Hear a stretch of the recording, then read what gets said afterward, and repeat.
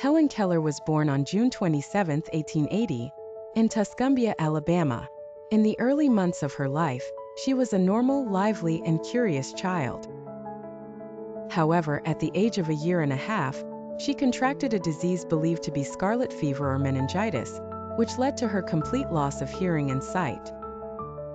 Helen suddenly found herself trapped in a world of silence and darkness, unable to express or interact with those around her in any conventional way.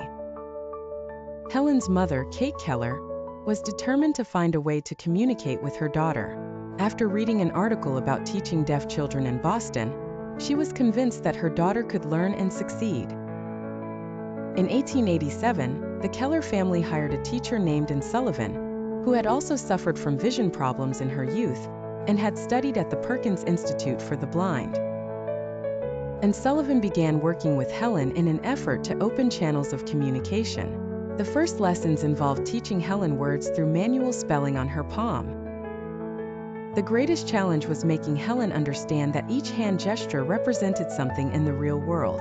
This moment of understanding came at the water pump when Anne brought Helen to the pump and began spelling the word water on her hand. As the cold water flowed over Helen's hand, she suddenly felt the connection between the written word and the substance she was touching. This discovery had a revolutionary effect on Helen, as she realized that she could learn and share what was in her mind with others, whereas she had previously lived in complete darkness with no communication.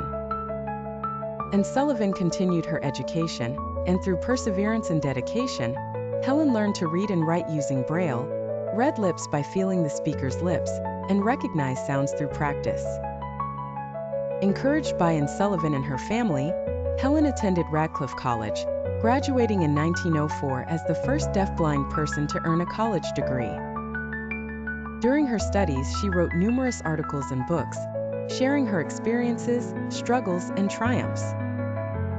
Inspired by her own story, Helen dedicated her life to advocating for the rights of people with disabilities, working tirelessly to improve their social and educational conditions worldwide.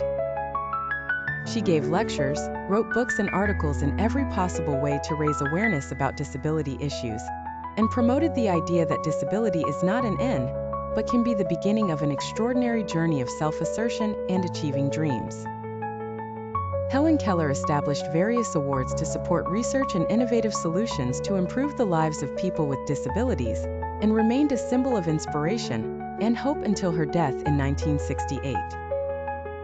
Her story stands as a testament to the power within each of us to overcome obstacles and make the world a better place for everyone, without exception.